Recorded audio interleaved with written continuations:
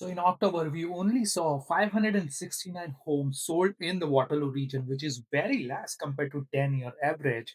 If you see over here, the 10-year average is at the less than 80 by 18.4% compared to 10-year average and roughly 6.7% compared to same period of last year, that is in October. Now, just to give you an idea, if you're someone who is planning to buy in Kitchener-Waterloo region or is homeowner in a Kitchener-Waterloo region, this video will be very helpful. It will get you some idea what is happening in terms of real estate, the actual data from our realtor board. So that way you get an idea what you're looking for. So out of 569 homes were sold, 371 homes were detached properties, which is very typical. If you know Kitchener-Waterloo region, I would say roughly about 60% of the homes in the area are single detached category or single family homes. That's why this number is very high and it's always high. Like out of 569, 371 were detached, 89 were townhouses, 56 were condo units, the high rise that you see, condo apartment style buildings, and 49 were semi-detached properties. And if you see, all these numbers are down compared to October of 2024, which represents a 6.7% decrease in terms of a sales activity. Right now, sales activity is not that great in Kitchener-Waterloo region compared to what happened in the last couple of years as presented by this number. Now, if you see the average price, that is $734,000, almost $735,000, and that represents a 5.6% decrease compared to October last year of 2024, and it also represents a 2.4% decrease compared to September, so a previous month. So we are seeing right now it's going on a little bit of a downward trajectory. Now, here are the average price. Again, as a realtor, I don't like the average price. I rely mainly on median price and exactly what client is looking for. But most of the time, these are the numbers that people are looking for. So let's quickly go over through it. The average price of a detached home is $842,000. Again, 4.8% decrease from October of 2024 and a decrease of 1.6% compared to last month. We have seen townhomes come under $600,000, which is a very good news for first-time home buyers because this is the category where first-time home buyers want to get into. So if you're someone, you are in a luck on a buying side. The other category is the apartment style condo. The average price point is $433,000, and that is 10.2% decrease compared to last year. And the hardest hit category in this one are the semi detached properties. Right now, the average price is $573,000, and it represents a decrease of 11, almost 12% compared to last year, which is huge if you see 12%. So it compares three things: 2023, 2024, and 2025 of the same year of October. Nothing else, just from the October.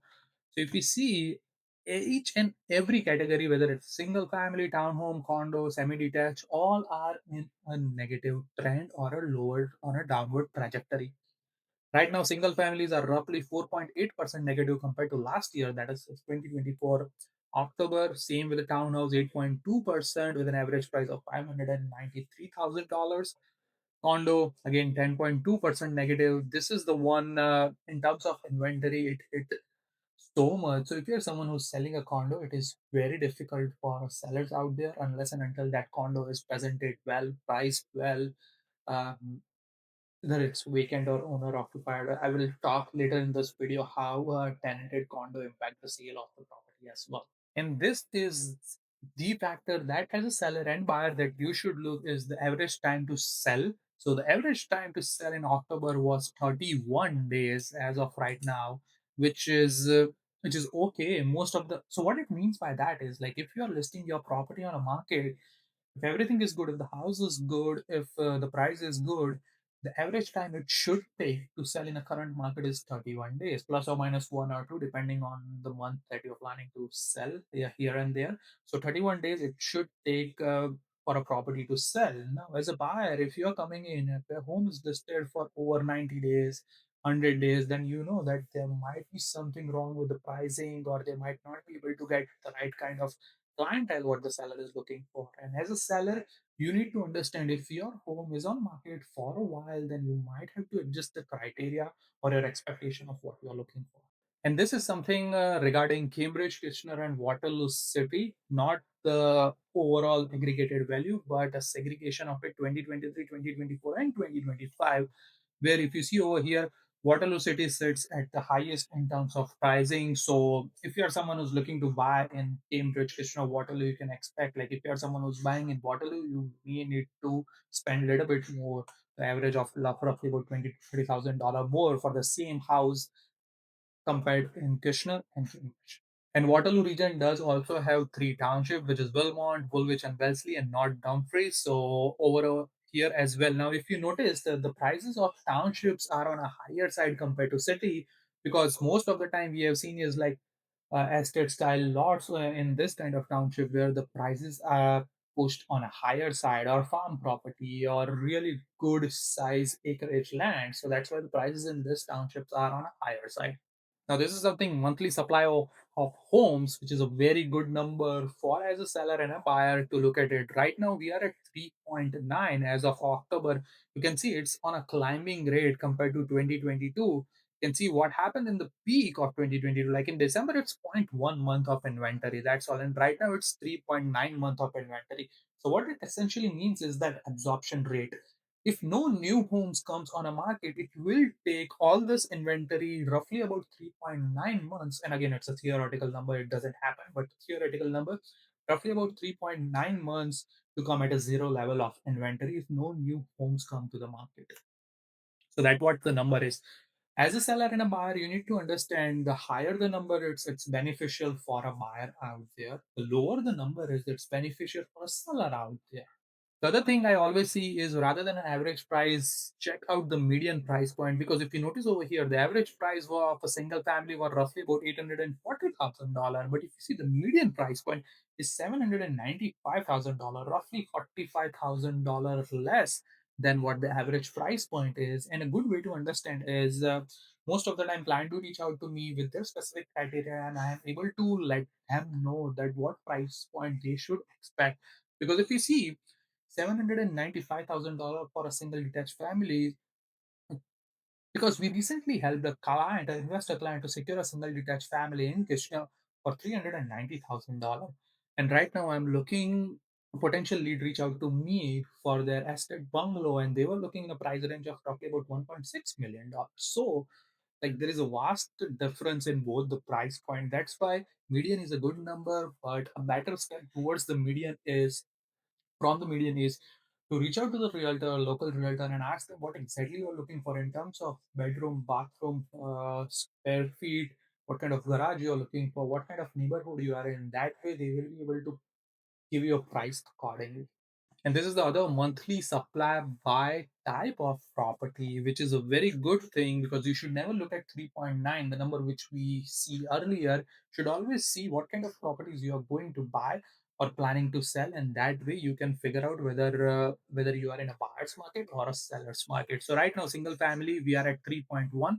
If you see, it's a steady climb. The inventory is climbing as of right now compared to 2023, which is good for buyers in terms of they have more options. And in terms of seller, you might have to readjust your expectation in terms of price point. You need to show your house in a well condition. Has to be a 10 on 10 if you are someone who's planning to sell in a couple of days.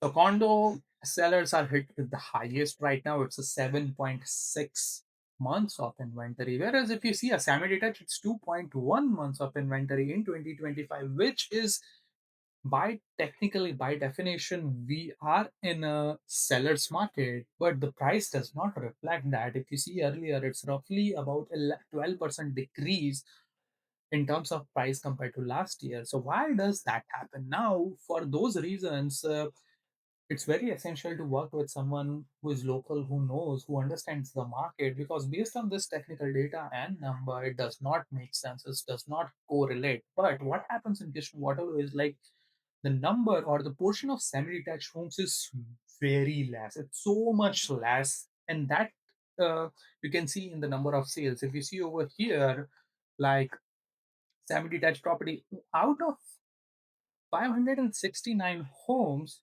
only 49 homes were semi-detached that was sold in the month of October. So less than 10% of the homes, roughly about 8. translate roughly about 8 to 9% of homes in that category, and that's why that number correlation does not exist. But if it's a very typical market, the correlation of this number does exist. What I mean by that is the higher the number of months or the inventory, the lower the price gets, because buyer does have more option to choose from, and that's why that pushes down the price on a lower end most of the time. So that is everything for today's market update video. I hope you enjoyed it. If you like this kind of content, do like and subscribe to my channel. Thank you so much. Thank you so much for watching. I will see you on the next one.